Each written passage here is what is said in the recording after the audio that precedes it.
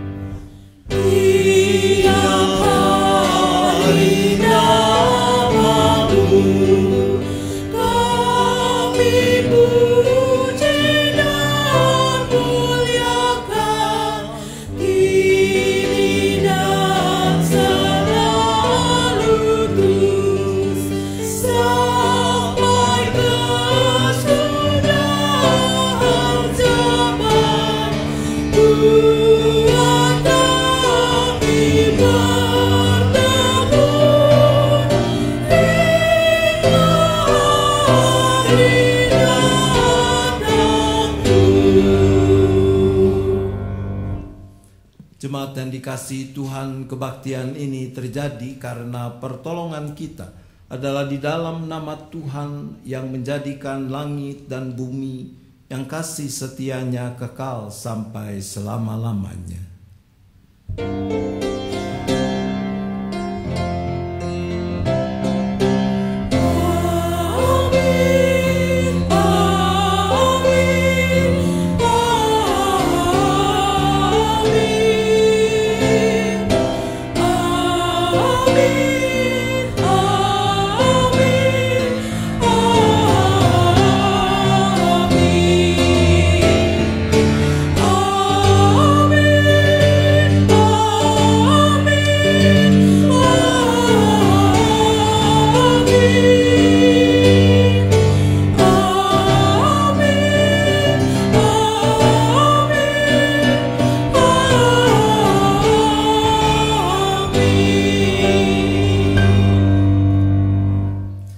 Tuhan besertamu. Dan besertamu juga.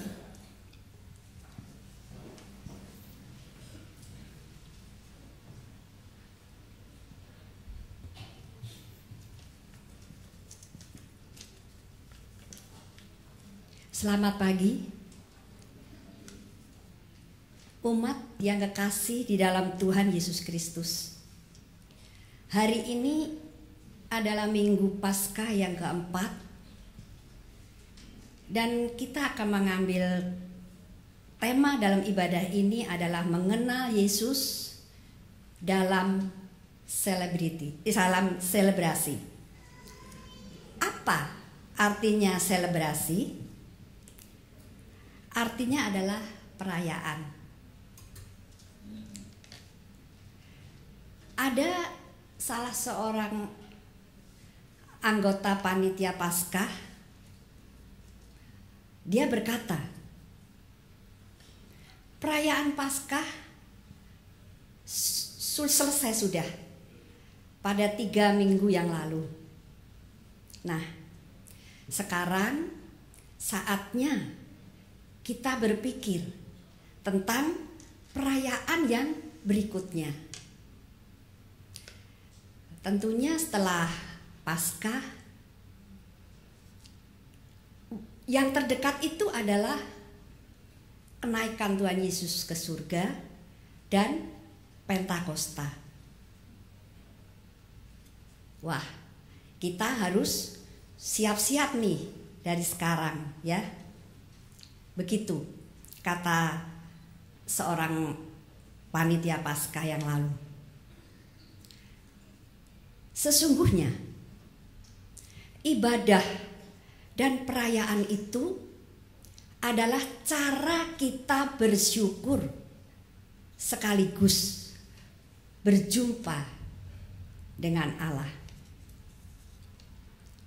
Namun tanpa kita sadari, ibadah serta perayaan yang kita lakukan setiap minggu dan bahkan setiap tahun itu membuat kita terjebak menjadi umat yang selebrasi, yaitu umat yang hanya merayakan. Memang kita aktif beribadah dan merayakan seluruh hari raya gerejawi dengan konsisten, tekun, dan semarak. Tetapi lupa, hari raya gerejawi itu kita harus belajar untuk memaknai, mengenali karya Allah, bahkan mendengar suaranya dan mengikutinya. Padahal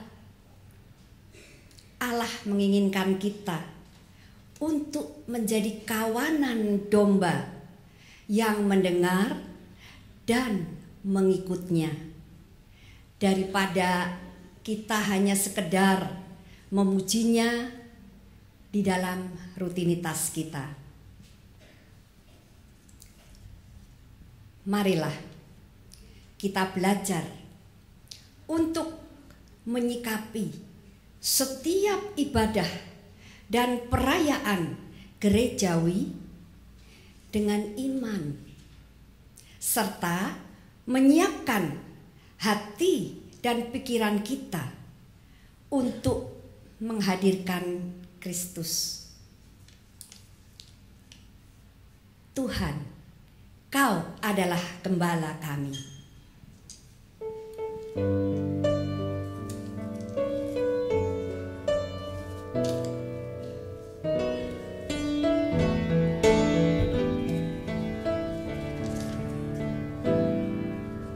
Tuhan, Kau gembala kami.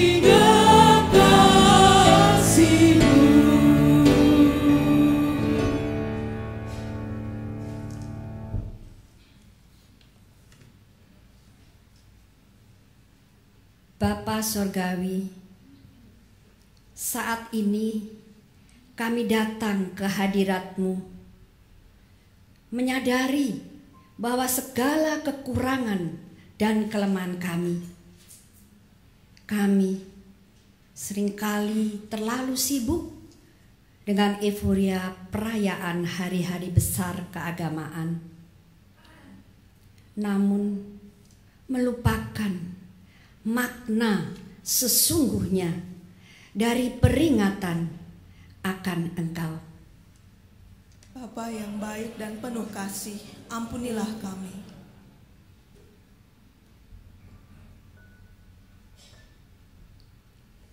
Bapa Sorgawi, seringkali perayaan yang kami lakukan hanya menjadi selebrasi semata dan tidak membawa kami kepada pengenalan yang lebih dalam akan firman-Mu. Bapa yang baik dan penuh kasih, ampunilah kami.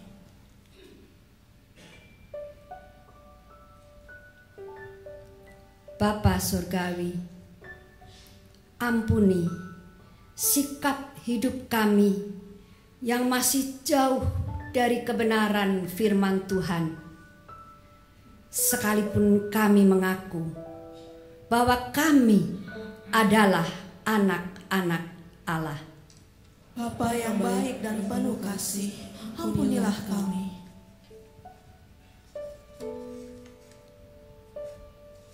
Bapa Surgawi,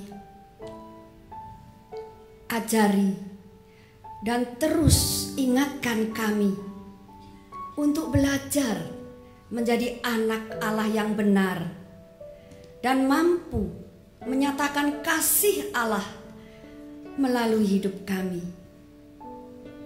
Dalam Kristus, Sang Penebus, kami memohon.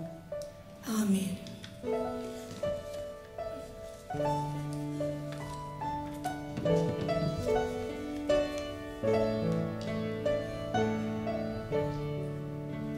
Suaramu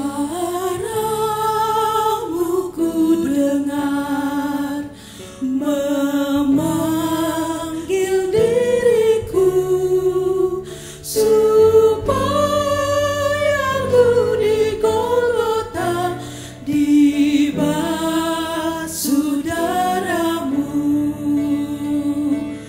Aku datanglah Tuhan padamu, dalam darah-Mu kudus sucikan diriku.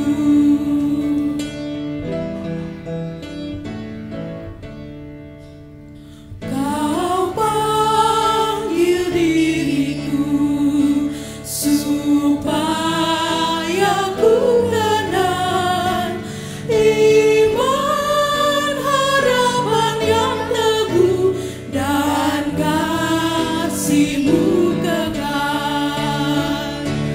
Aku datanglah Tuhan padamu, dalam darah-Mu kudus sucikan diriku.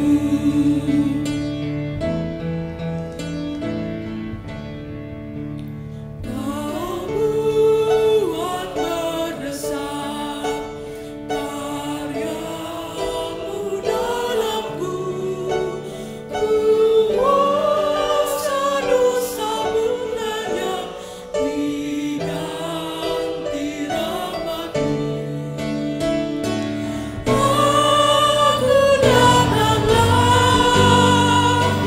Tuhan padamu, dalam darah-Mu kudus sucikan diriku.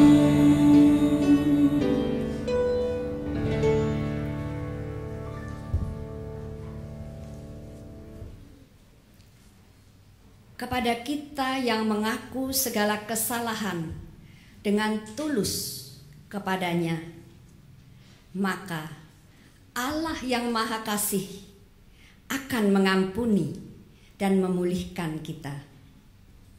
Seperti yang Tuhan janjikan dalam 1 Petrus 2 ayat 1 sampai dengan 3. Karena itu, buanglah segala kejahatan, segala tipu muslihat, dan segala macam kemunafikan, kedengkian, dan fitnah.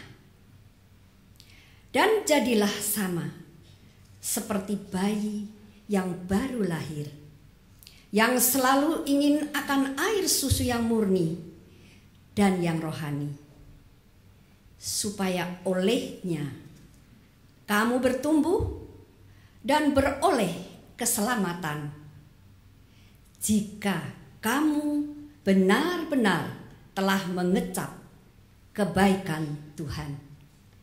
Demikianlah berita anugerah dari Tuhan. Syukur pada Allah.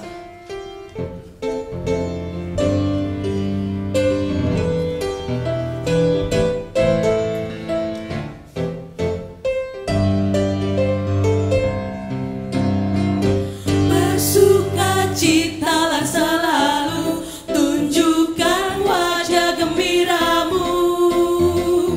Lihat teman di kanan kiri dan di sekitarmu, berikan salam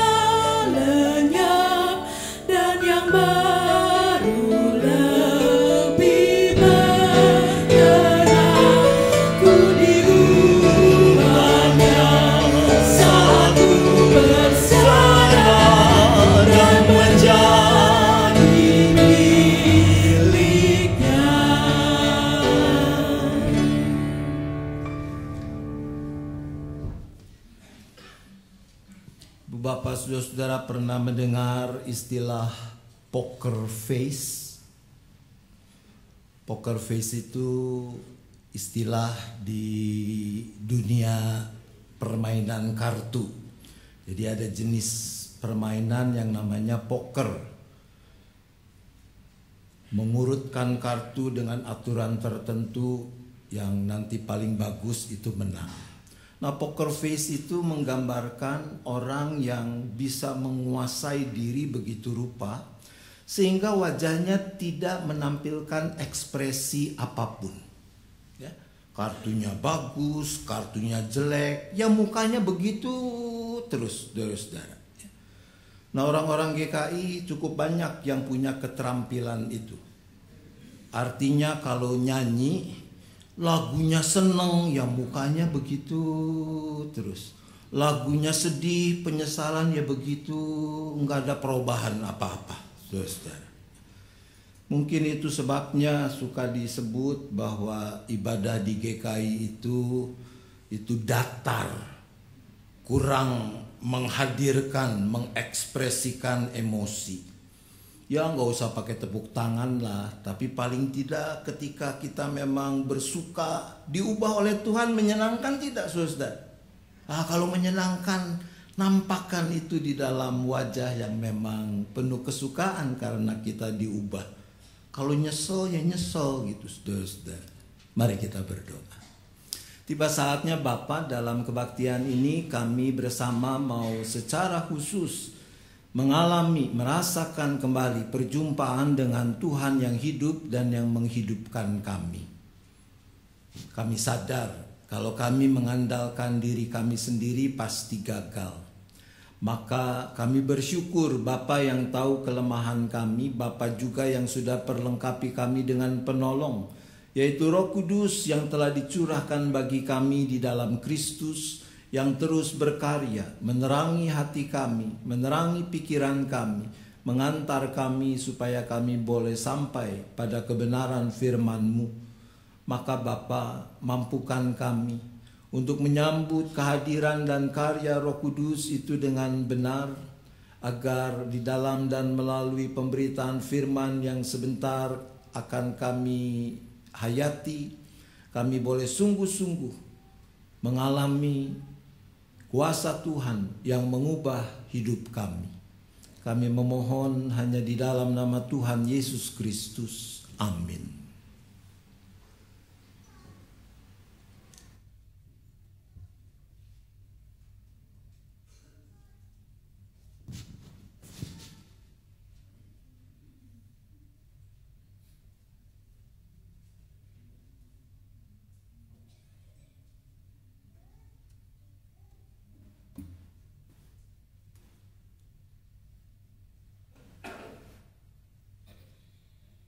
Pembacaan Kitab Kisah Para Rasul pasal 9 ayat 36.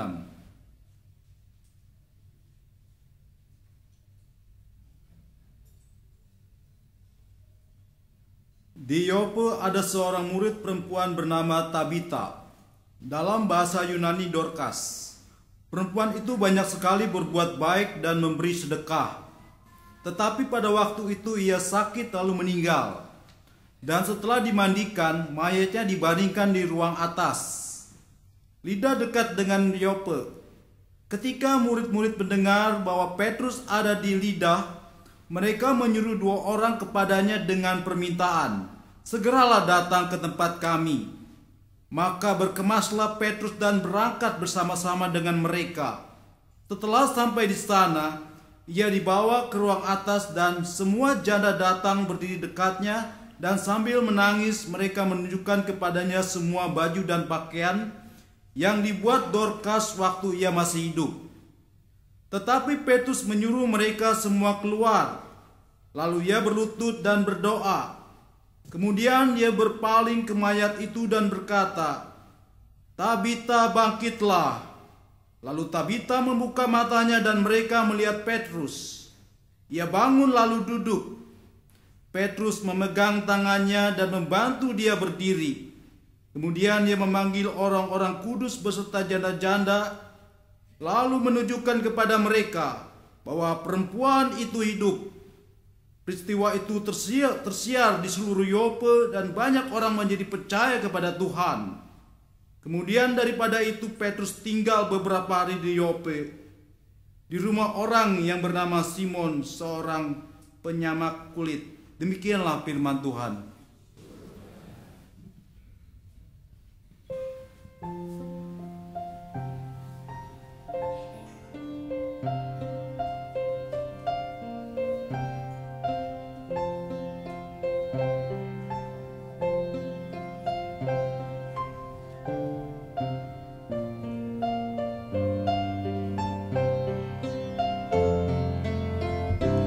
Kau Tuhan adalah gembalaku yang baik. Ku tak akan kekurangan sebab Kau besertaku. Kau Tuhan adalah gembalaku yang baik. Ku tak akan kekurangan sebab Kau besertaku. Ya baringkanku di padang rumput, di padang rumput hijau. Ya bimbing aku ke air dalam dan segarkan jiwaku.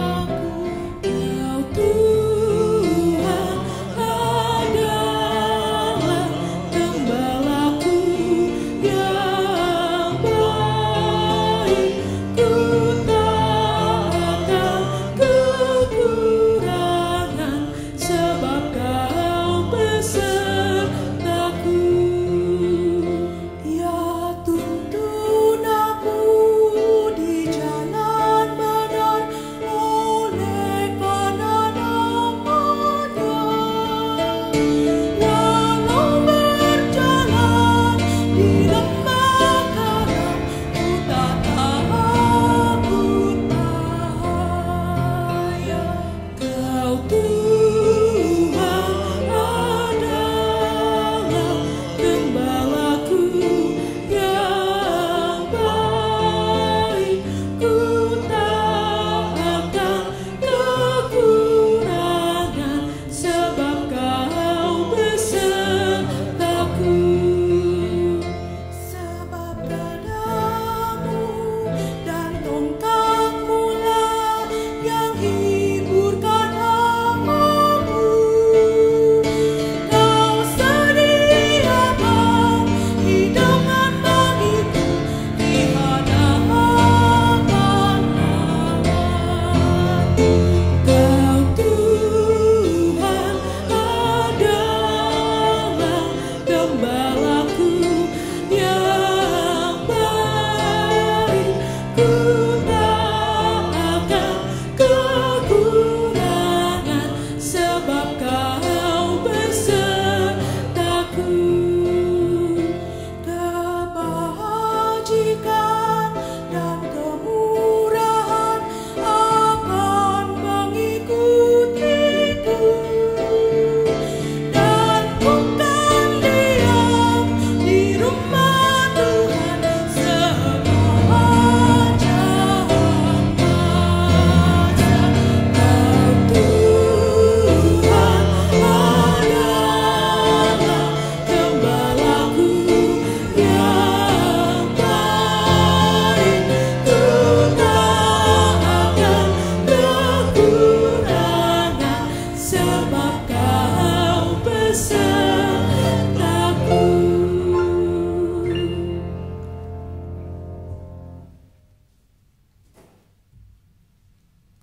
Bacaan dari kitab Wahyu pasal 7 ayat 9 sampai dengan ayat 17.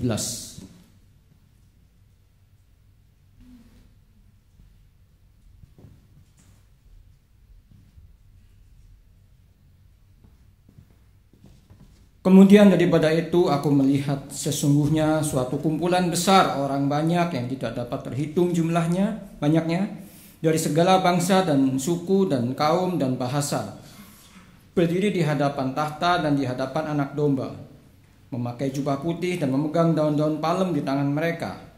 Dan dengan suara nyaring mereka berseru, "Keselamatan bagi Allah kami yang duduk di atas tahta dan bagi Anak Domba." Dan semua malaikat berdiri mengelilingi tahta dan tua-tua dan keempat makhluk itu. Mereka tersungkur di hadapan tahta itu dan menyembah Allah sambil berkata, "Amin. Puji-pujian dan kemuliaan dan hikmat dan syukur dan hormat dan kekuasaan dan kekuatan bagi Allah kita sampai selama-lamanya. Amin." Dan seorang dari antara tua-tua itu berkata kepadaku, "Siapakah mereka yang memakai jubah putih itu? Dan dari manakah mereka datang?" Maka kataku kepadanya, "Tuanku, Tuhan mengetahuinya." Lalu ia berkata kepadaku, "Mereka ini adalah orang-orang yang keluar dari kesusahan yang besar, dan mereka telah mencuci jubah mereka dan membuatnya putih di dalam darah Anak Domba. Karena itu mereka berdiri di hadapan tahta Allah dan melayani Dia siang malam di bait sucinya. Dan Ia yang duduk di atas tahta itu akan membentangkan kemahnya di atas mereka. Mereka tidak akan menderita lapar dan dahaga lagi. Matahari atau panas terik tidak akan menimpa mereka lagi. Sebab Anak Domba yang di tengah-tengah tahta itu akan mengembalakan mereka dan akan menuntun mereka ke mata air kehidupan. Dan Allah akan menghapus segala air mata dari mata mereka." Demikianlah firman Tuhan. Bacaan diambil dari Injil Tuhan Yesus Kristus menurut Yohanes. Injil Yohanes pasal 10 ayat 22 sampai dengan ayat yang ke-30.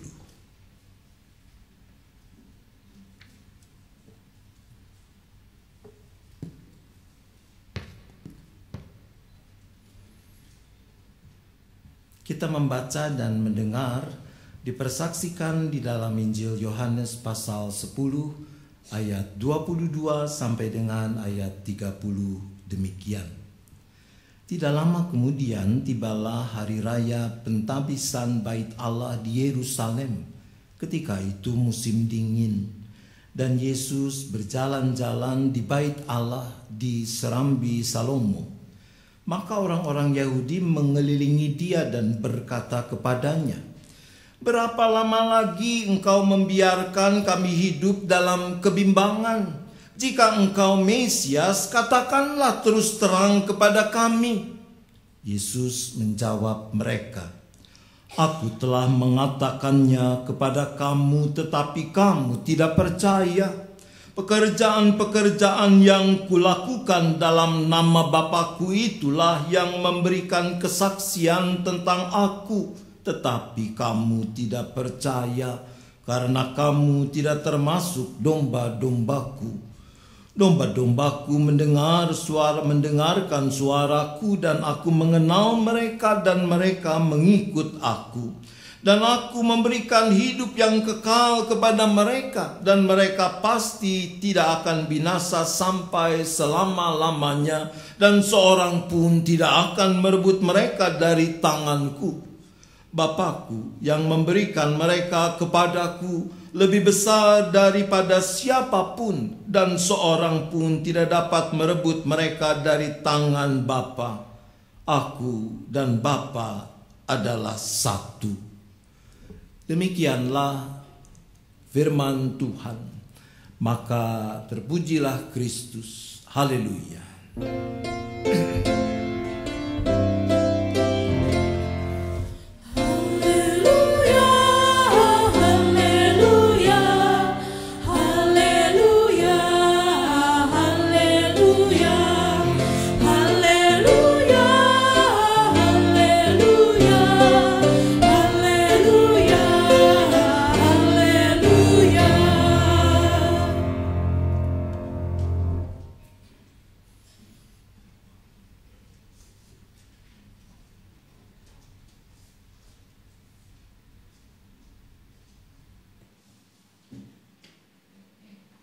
Ibu bapak, saudara-saudara, kenal Albert Einstein? Kenal?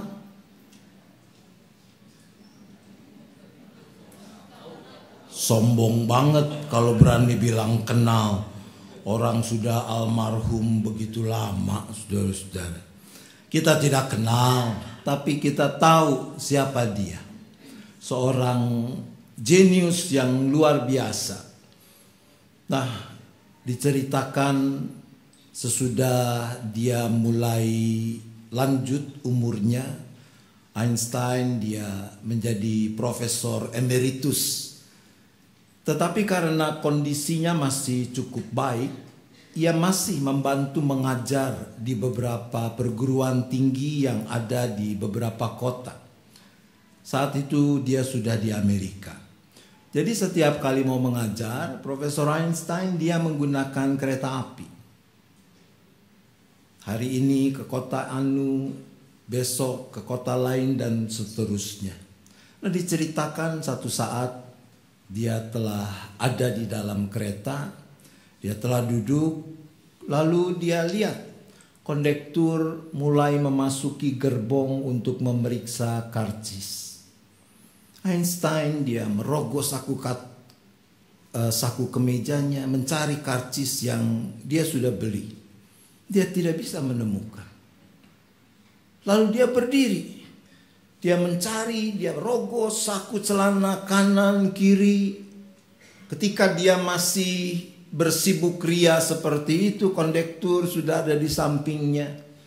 Sang kondektur tentu mengenal Einstein, lalu dia berkata, "Sudahlah Prof, saya percaya Anda pasti sudah membeli tiket.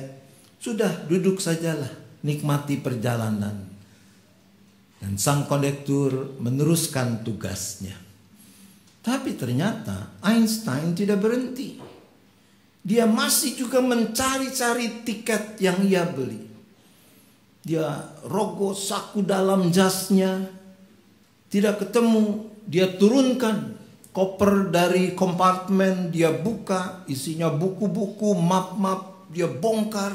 Sampai kondektur itu sudah kembali lagi melewati gerbong yang ditempati Einstein. Melihat Einstein masih sibuk begitu, sang kondektur ngomong lagi sambil menepuk bahu Einstein.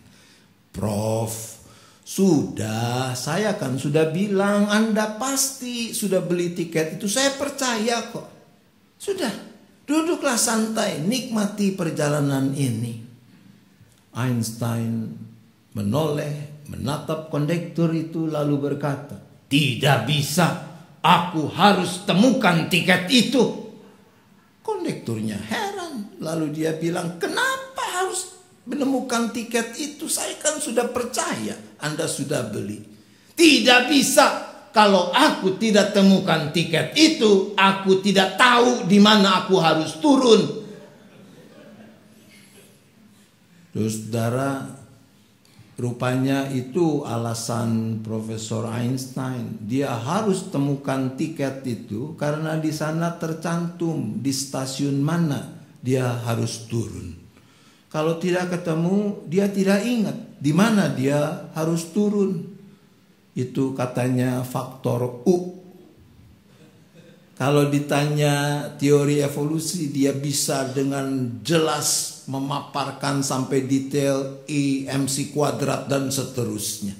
Tapi hal-hal yang baru konon ketika usia bertambah tidak selalu bisa diingat, melekat dalam ingatan. Nah, saudara-saudara, itu sesuatu yang memprihatinkan. Yaitu kalau orang bepergian dan ternyata tidak tahu ia pergi kemana. Dan menurut saya yang paling menyedihkan adalah kalau orang hidup dan tidak tahu apa tujuan hidupnya. Termasuk di dalam hidup keagamaan yang dijalaninya. Berbagai upacara keagamaan dijalani, termasuk juga oleh kita pemeluk agama Kristen.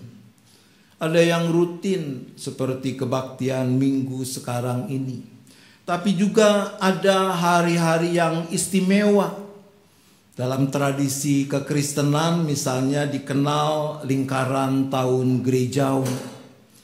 Mulai dengan 4 minggu Advent, lalu Natal, kemudian masa raya Paskah.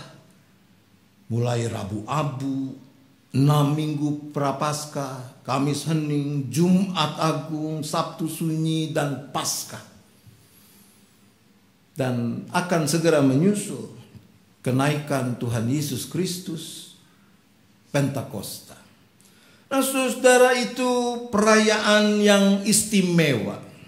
Selebrasi seperti tadi telah disebutkan, sederhananya dia berarti perayaan. Ibadah-ibadah dalam bentuk ritual baik yang rutin maupun yang istimewa, itu adalah salah satu maknanya adalah perayaan. Kita merayakan sesuatu yang buat kita memang mestinya memiliki makna, punya arti yang penting, karena dia bisa mempengaruhi hidup kita.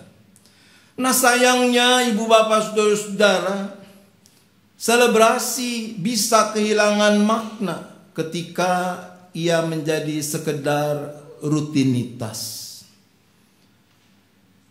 Teks kita dari Injil Yohanes mulai dengan mengatakan, tidak lama kemudian tibalah hari raya pentabisan bait Allah di Yerusalem.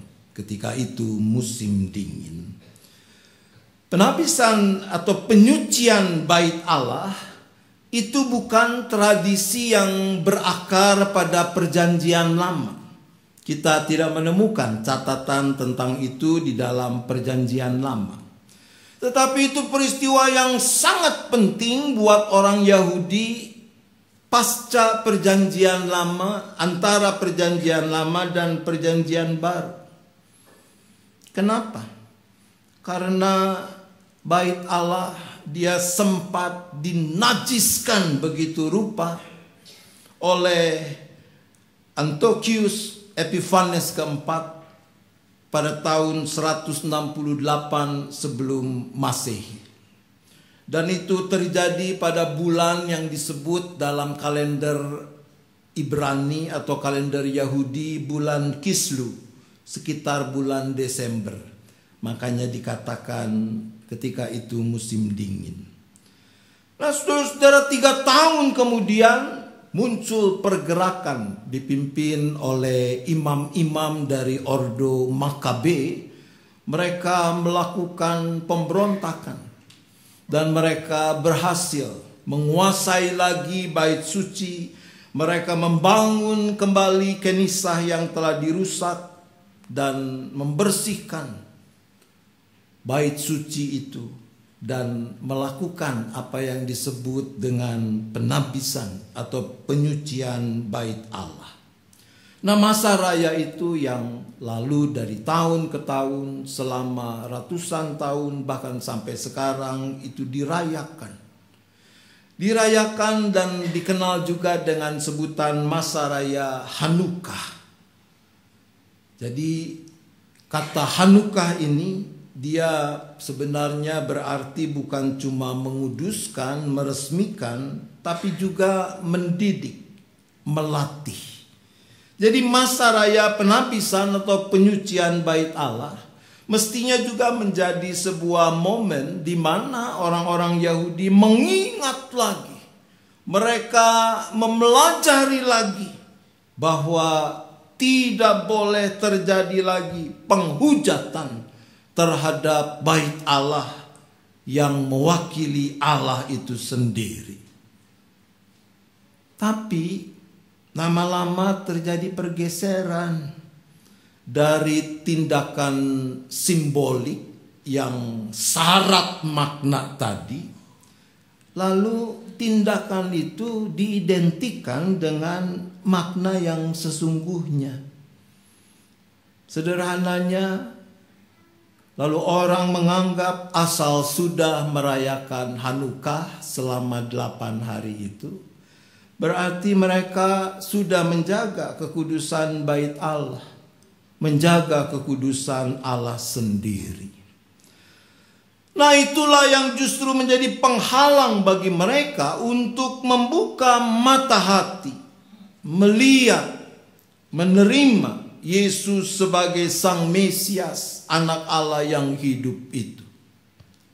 Di dalam Injil Yohanes kita membaca peristiwa penolakan terhadap Yesus.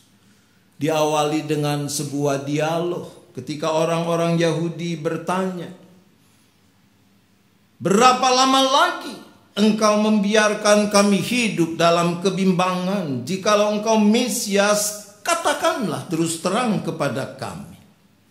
Nah, ibu bapak saudara-saudara, menurut Anda orang-orang Yahudi yang berkumpul dan bertanya pada saat itu kepada Yesus, mereka betul-betul dengan tulus mereka ingin diyakinkan bahwa Yesus itu adalah Mesias.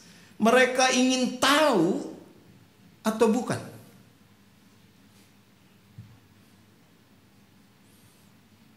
Masih lapar ya? Iya, saya juga lapar, saya juga belum sarapan, saudara. Ya. Tapi ginilah seperti biasa ya, kalau Anda mau mengiyakan, kalau masih malas ngomong, ngangguk-ngangguk. Ya. Kalau Anda menegasikan, menidakkan, Anda geleng-geleng. Dan nanti kalau saya lihat beberapa sudah mulai begini, saya akan buru-buru amin. Saya sensitif, saudara. Ya. Baik, sekali lagi. Pertanyaan orang-orang Yahudi ini, menurut Anda apakah memang lahir dari ketulusan hati mereka ingin tahu betul Yesus ini Mesias atau bukan? Yes? No?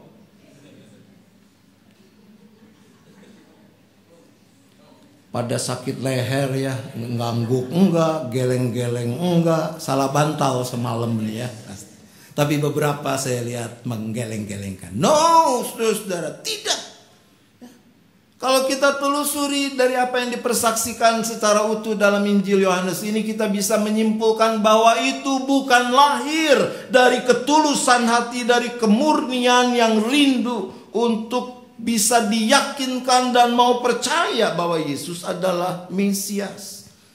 Tapi pertanyaan itu adalah sebuah jebakan. Kasarnya mereka mau mengadili Yesus. Tempat di mana peristiwa itu terjadi disebut di Serambi Salomo. Serambi Salomo ini dikenal juga dengan nama Serambi Pengadilan. Kalau Yesus menjawab ya, maka ia akan dijerumuskan dalam situasi politik yang rumit dan akan berhadapan dengan penguasa Romawi. Jawaban itu akan dipakai untuk mendiskreditkan Yesus sebagai pemimpin revolusi yang akan memberontak terhadap pemerintahan Romawi. Lalu dengan demikian, orang-orang Yahudi yang tidak suka pada Yesus, mereka dapat memakai tangan orang Romawi untuk mengeksekusi Yesus. Rada mirip ya, saudara. Kaidah agama dipakai untuk menjebak lalu mengeksekusi orang benar. Tapi apa yang kemudian menjadi respon Yesus? Saudara, bagi Yesus persoalannya adalah bukan mereka tidak tahu kalau dialah Sang Mesias itu. Dari berbagai perbuatan dan perkataannya, mestinya orang-orang Yahudi ini tahu. Ayat 25 dan seterusnya mencatat itu. Aku telah mengatakannya kepada kamu, tetapi kamu tidak percaya. Pekerjaan-pekerjaan yang kulakukan dalam nama Bapakku itulah yang memberikan kesaksian tentang aku, tetapi kamu tidak percaya. Ini saudara-saudara yang disimpulkan Yesus sebagai penyebab mereka tidak percaya atau persisnya tidak mau percaya. Ada dua hal yang dicatat di sini. Yang pertama yaitu karena mereka tidak mau belajar untuk melihat makna, mengenali pekerjaan-pekerjaan yang dilakukan Yesus di dalam nama Bapa. Dengan kata lain, mereka membutakan mata hati mereka. Yang kedua yaitu karena mereka tidak mau belajar untuk mendengar, mengenali suara Bapa yang diperdengarkan kepada mereka melalui Yesus. Mereka menulikan telinga hati mereka. Maka dapat dimengerti kalau Yesus lalu dengan tajam dia memaparkan keberadaan orang-orang banyak ini, yaitu dengan perumpamaan gembala dan domba. Yesus mengatakan, kamu tidak termasuk domba-dombaku. Domba-dombaku mendengarkan suaraku. Aku mengenal mereka. Mereka mengikut aku. Saudara-saudara, justru inilah, pernyataan inilah yang lalu menjadi alasan orang banyak untuk melempari Yesus. Jadi kalau kita baca kelanjutannya, kita cuma diajak baca sampai ayat 30, saudara-saudara ya. Tapi kalau kita baca sampai ayat 33, di sana jelas dikatakan orang-orang Yahudi mengambil batu untuk melempari Yesus. Waktu Yesus tanya kenapa? Why? Lalu mereka menjawab, bukan karena suatu pekerjaan baik maka kami mau melempari engkau, melainkan karena engkau menghujat Allah dan karena engkau sekalipun hanya seorang manusia saja menyamakan dirimu dengan Allah. Apa urusannya gembala dengan Allah? Oh saudara, gambaran gembala itu sangat sentral dalam pemikiran dan tradisi iman orang Yahudi. Seperti Mazmur 23 yang kita nyanyikan tadi. Di sana diungkapkan keyakinan bahwa Allah lah sang gembala yang baik. Maka pernyataan Yesus yang mengatakan bahwa dirinya lah sang gembala ini dianggap menghujat Allah. Dan kita ingat peristiwa itu terjadi dalam konteks orang sedang merayakan pentabisan bait Allah. Untuk menggarisbawahi tidak boleh lagi terjadi penghujatan terhadap nama Allah. Maka sebetulnya yang kita lihat di sini adalah suatu kontradiksi. Ketika di satu sisi mereka dengan begitu semangat, begitu gairah menyelenggarakan ritual Hanukkah tadi. Tetapi ketika Sang Mesias sejati hadir, mereka justru menolaknya. Hati-hati ibu bapak saudara-saudara. Jangan berpikir ketika dalam setahun paling sedikit 50 kali ikut kebaktian minggu, tidak pernah absen, turut merayakan Natal, Jumat Agung, Paskah, kenaikan Yesus, Pentakosta dan seterusnya. Lalu itu dengan sendirinya menjamin bahwa kita telah menjadi domba-domba Kristus. Sebab dikatakan tadi oleh Yesus bahwa domba-dombaku mereka mengenal aku dan mereka mendengar aku. Mereka menaati aku. Itulah ukurannya, saudara-saudara. Dan sebaliknya apa yang terjadi ketika mata dan telinga hati terbuka? Kisah para Rasul menceritakan apa yang terjadi di kota Yope. Seorang perempuan bernama Tabita dibangkitkan. Orang banyak, saudara, di dalam ayat Kisah Rasul 9 ayat 42 dikatakan peristiwa itu tersiar di seluruh Yope. Dan banyak orang menjadi percaya kepada Tuhan. Padahal bisa diandaikan bahwa orang banyak di Yope ini mereka belum pernah bertemu langsung dengan Yesus. Tetapi mereka bisa melihat dari apa yang dilakukan oleh Rasul Petrus, kuasa Allah, kuasa Kristus menjadi nyata. Maka bangkitlah kepercayaan bahwa sungguh Yesus Kristus adalah Tuhan. Saudara, selebrasi ritual bukan sesuatu yang jelek. Tetapi kalau kita lakukan tanpa memaknai lagi apa sebenarnya yang terjadi dan kena mengenanya dengan kita, maka memang ia akan menjadi kesia-siaan. Di sebuah biara diceritakan pada setiap malam para biarawan itu melakukan ibadah. Satu hari mereka mulai terganggu karena ada seekor kucing mondar-mandir di kapel. Maka kepala biara memerintahkan, ikat, rantailah kucing itu di tiang di pojok ruang kapel supaya dia tidak mondar-mandir mengganggu. Lalu setelah waktu berjalan, tiap malam dilakukan itu. Kucing itu diikat, dirantai di tiang di pojok kapel. Sampai kemudian kepala biara itu meninggal. Ganti kepala biara baru. Nyusul, kucingnya juga mati. Saudara-saudara. Dan apa yang dilakukan? Para biarawan itu lalu bergegas mencari kucing yang baru. Dan tiap malam kucing yang baru itu juga dirantai di pojok tiang. Dan ketika ditanya, kenapa itu dilakukan?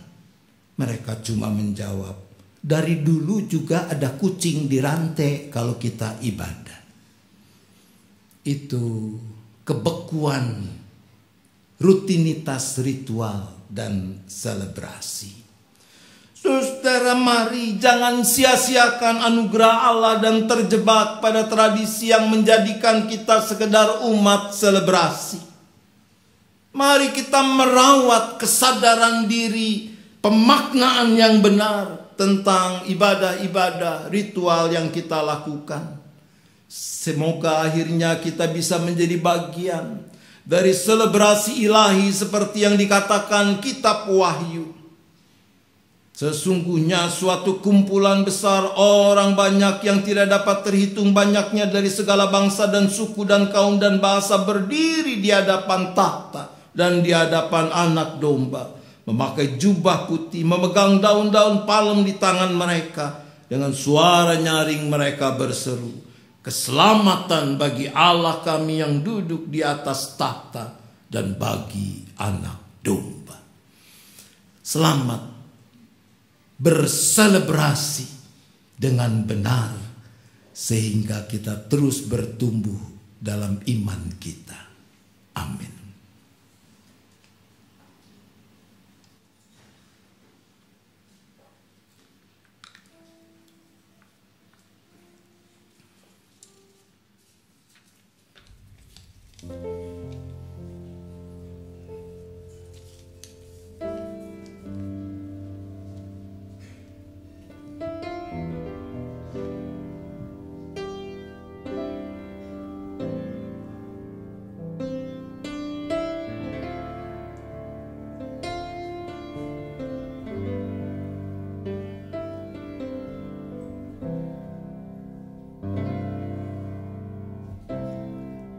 Betapa hatiku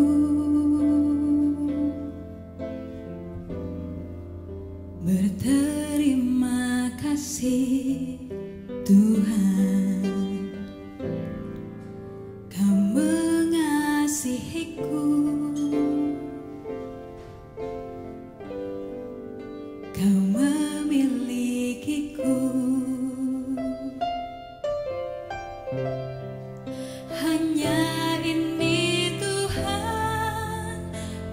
persembahanku, segenap hidupku, jiwa dan ragaku, sebab tak ku miliki harta kekayaan yang cukup berarti untuk ku persembahkan.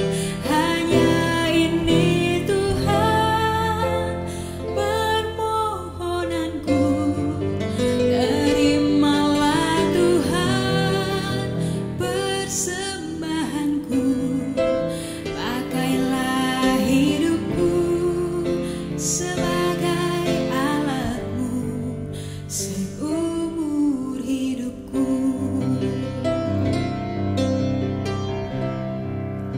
Betapa hatiku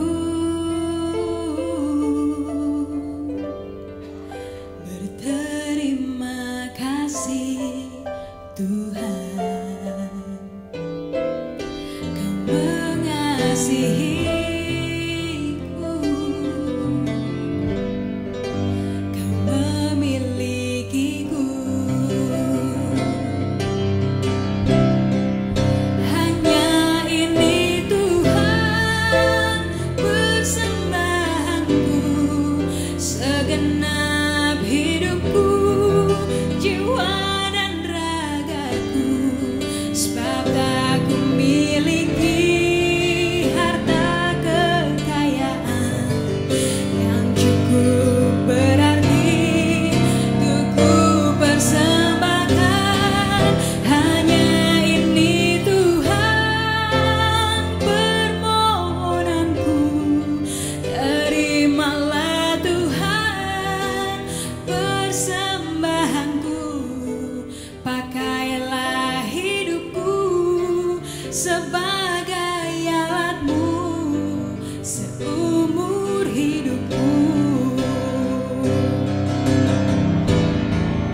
Hanya ini Tuhan persembahanku, segenap hidupku, jiwa dan ragaku, sebab tak ku miliki harta kekayaan yang cukup berarti untuk ku persembahkan. Oh, hanya ini Tuhan permohonanku, terimalah Tuhan persembahanku, pakailah hidupku sebagai alatmu seumur hidupku.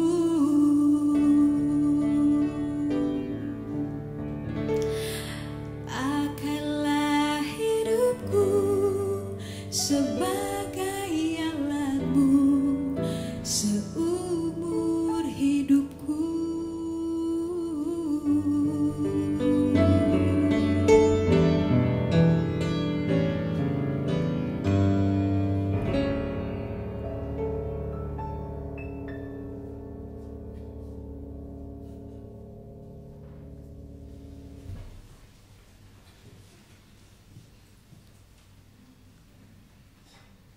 Bersama dengan umat Allah di masa lalu, masa kini, dan masa depan, dan dengan mengingat pengakuan pada baptisan kita, marilah kita mengucapkan pengakuan iman rasuli.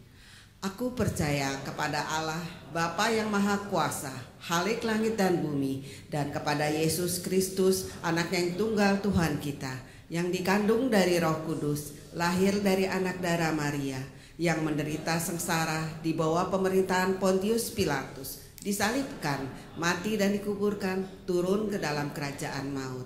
Pada hari yang ketiga, bangkit pula dari antara orang mati, naik ke surga, duduk di sebelah kanan Allah, Bapa yang Maha Kuasa. Dan dari sana ia akan datang untuk menghakimi orang yang hidup dan yang mati. Aku percaya kepada Roh Kudus, gereja yang kudus dan am, persekutuan orang kudus, pengampunan dosa, kebangkitan orang mati, dan hidup yang kekal. Amin.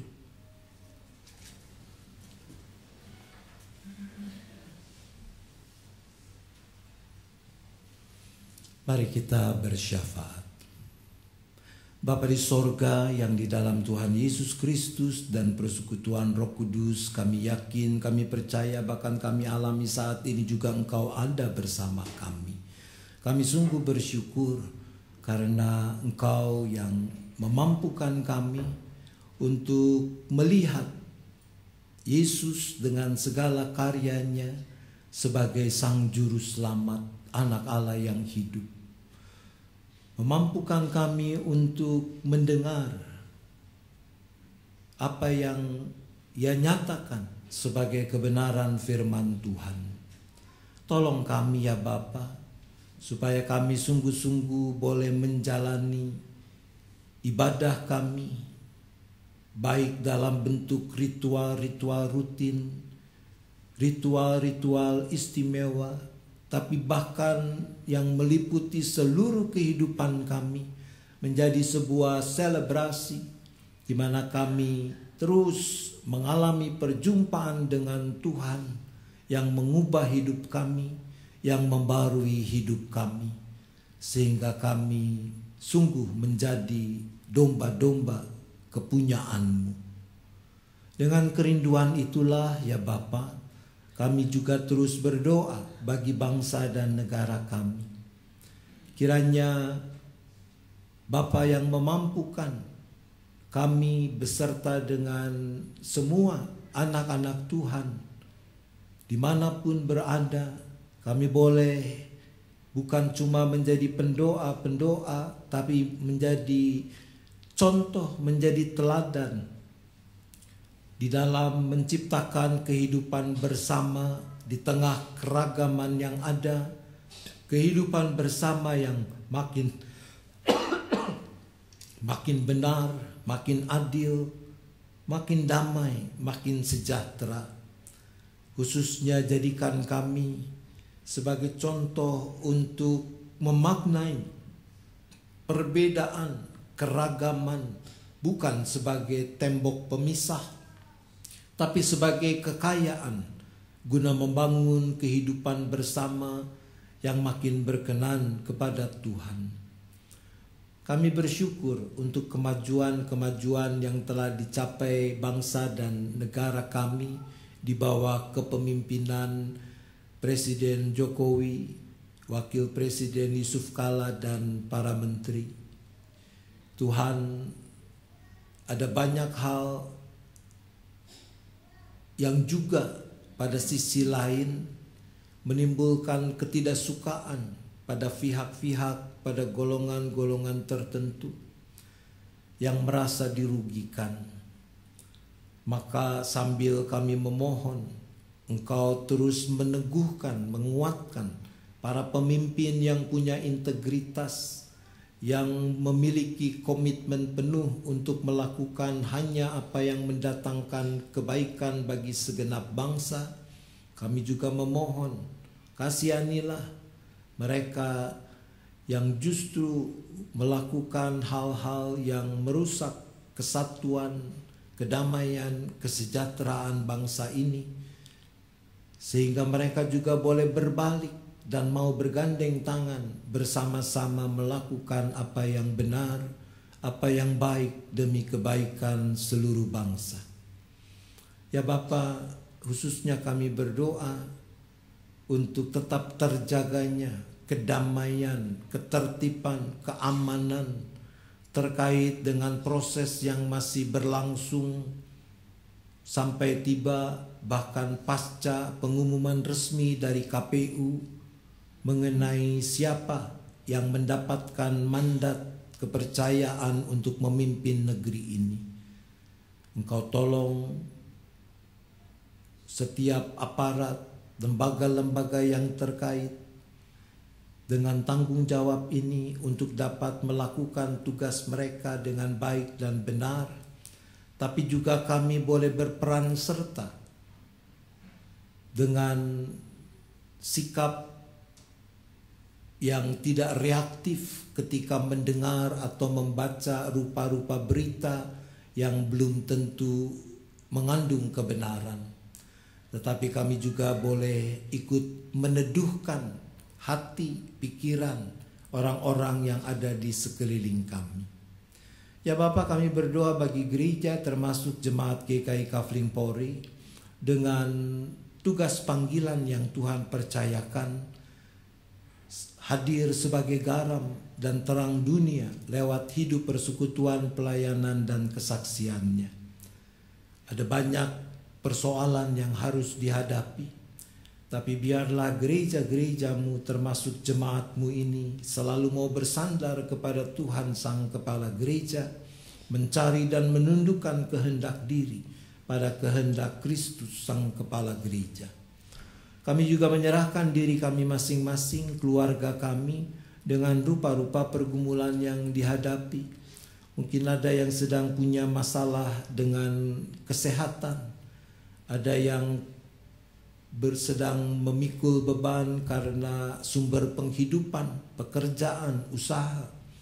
Ada yang punya problem ketidakharmonisan di dalam relasi antara anggota keluarga.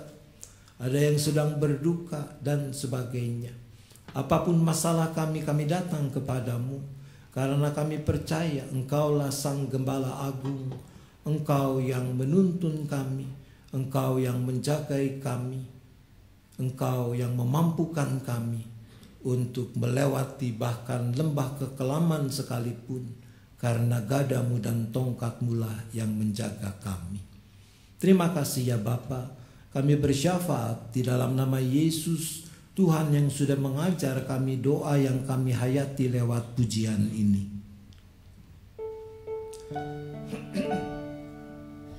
Bapa kami yang ada di sorga,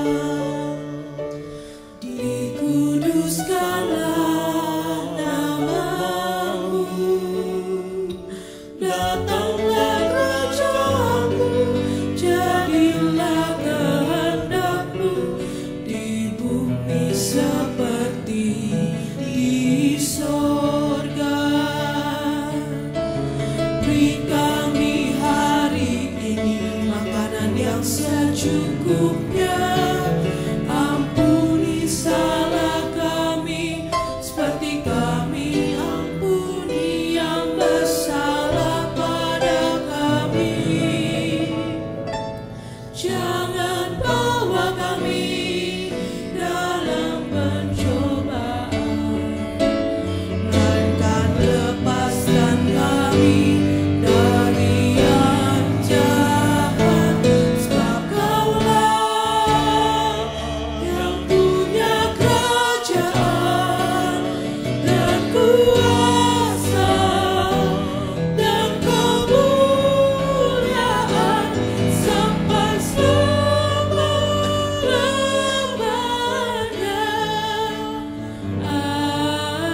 Amin. Amin.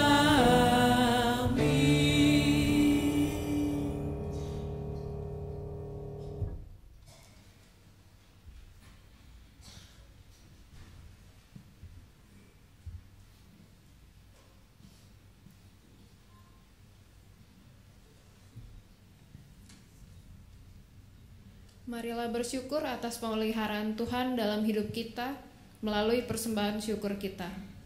Mazmur 86 ayat 12 berkata, Aku hendak bersyukur kepadamu ya Tuhan Allahku, dengan segenap hatiku dan memuliakan nama-Mu untuk selama-lamanya.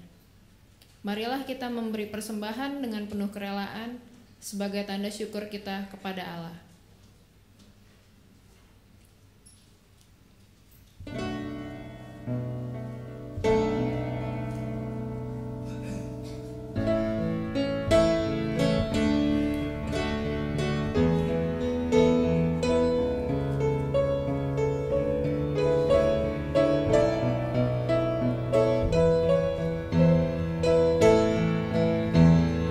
Di jalan hidup yang lebar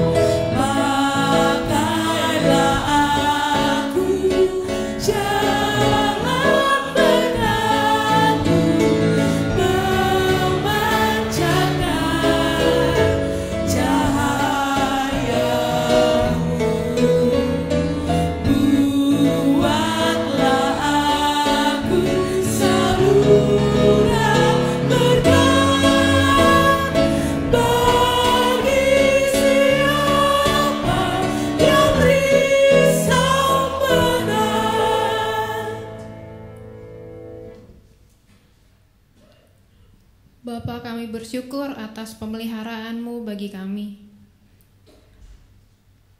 Biarlah kiranya ajar kami untuk mulai merasa cukup, juga memberi diri untuk melayani dan membantu sesama kami. Pada saat ini kami membawa persembahan syukur kami. Kiranya Engkau berkenan memberikan hikmat bagi majelis jemaat yang mengelolanya, agar dapat digunakan bagi persekutuan dengan umat-Mu di tempat ini, juga disalurkan bagi saudara-saudara kami yang membutuhkannya. Dalam nama Tuhan Yesus kami berdoa. Amin.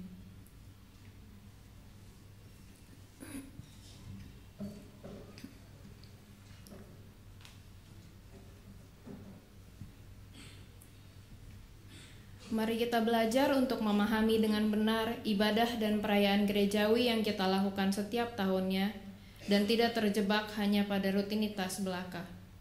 Kami mau menghayati setiap ibadah dan perayaan gerejawi yang kami lakukan untuk mengenal lebih dalam Tuhan Yesus Kristus, Sang Gembala Agung umat-Nya.